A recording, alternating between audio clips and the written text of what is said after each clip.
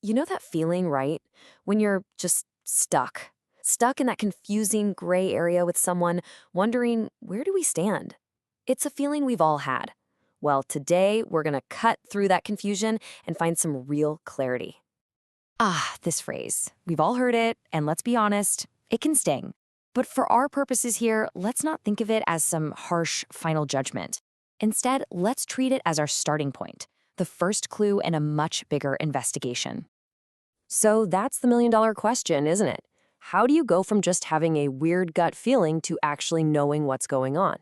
Well, we are about to peel back all the layers, from the super obvious signals to the quiet, unspoken truths people give away without even realizing it. Okay, let's start with the low-hanging fruit, the signs that are so obvious they're practically waving a giant red flag right in your face. This is the stuff that's happening right out in the open. Look, some of these signs are just incredibly direct. And when someone shows you who they are, you should probably believe them. If they flat out tell you they're not ready for a relationship, believe them. If they can't stop talking about their ex, or if they guard their phone like it holds national security secrets, those aren't little quirks. And my favorite, if you've been stuck in the texting zone for months on end with no actual date in sight, these aren't subtle hints. They're loud and clear messages. All right, so we've covered what people say, but what about all the things they communicate without ever opening their mouths? Now we're going to go a little deeper into the fascinating world of body language, where the truth often comes out. Believe it or not, there's a science to this. It's called kinesics. And get this, experts say that up to 35% of what we communicate is totally nonverbal. Think about that for a second.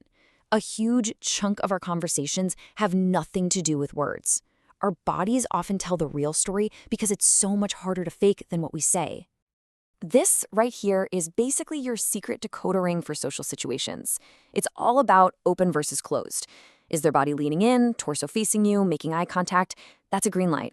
But are their arms crossed, their whole body angled away from you? Or, and this is a big one, are their feet literally pointed towards the door? That's their body telling you it's looking for an escape route. Now, this is one of the coolest things our brains do. It's called mirroring.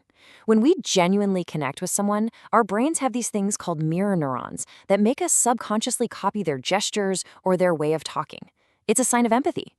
So if you notice a complete and total lack of that, they never seem to match your energy or vibe, that's a really powerful, unspoken sign that there's a disconnect. Okay, let's wade into the muddiest waters of all, the dreaded mixed signals. This is when someone's words are saying yes, but their actions are screaming no. We are talking, of course, about passive aggression. And if you feel like you're dealing with this constantly, you are not imagining it.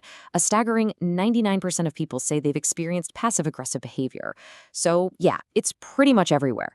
It's an incredibly common and incredibly frustrating way that people communicate. Or, don't communicate. So what is it really? Well, at its core, passive-aggressive behavior is rooted in a fear of direct conflict. Someone feels angry or resentful or annoyed, but they won't just say it. Instead, that anger kind of leaks out sideways. It comes out through sarcasm, the silent treatment, or forgetting to do things. And here is your official translation guide, especially for the workplace. These phrases sound so polite, so professional, don't they? But there's usually a hidden message. Per my last email is just office speak for, seriously, did you even read it? And friendly reminder is anything but friendly. Recognizing the subtext is step one.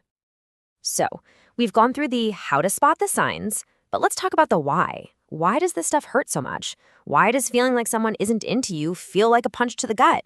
Well, the answer is literally hardwired into our DNA. This quote nails it. You have to think back to our ancient ancestors. For them, being part of a tribe, being connected, was a matter of life and death. If you got kicked out of the group, you were on your own, and that was basically a death sentence. Our brains are still running that ancient software, treating social rejection like a major threat to our survival. And that's why the fallout is so intense. This isn't just about hurt feelings. Rejection can trigger serious loneliness, sadness, and anxiety. It can crush your self-esteem. And get this. Brain scans have shown that social pain activates the very same regions of the brain as physical pain. It is a genuine, measurable hurt. Okay, so we have all this information. We know the signs, we get why it hurts. So What now? This is the most important part. This is where we stop just analyzing and start taking action. It's about using this knowledge to empower ourselves. And this is the absolute key. The goal here is not to build a legal case against someone to prove they dislike you. Who has time for that? The real goal is to see the situation clearly so you can make a choice. A choice about where you invest your valuable time and your emotional energy. It's about saving that energy for the people who show up for you. So when you're faced with this stuff, what do you actually do? Here are 3 powerful steps. First, and this is the hardest one, don't take the bait. Take a deep breath instead of reacting. Second, you can try to open the door to a real conversation. And third, and most importantly, set clear boundaries. You get to decide what behavior you will and will not tolerate in your life. Period. Because in the end, it all comes down to this one simple idea.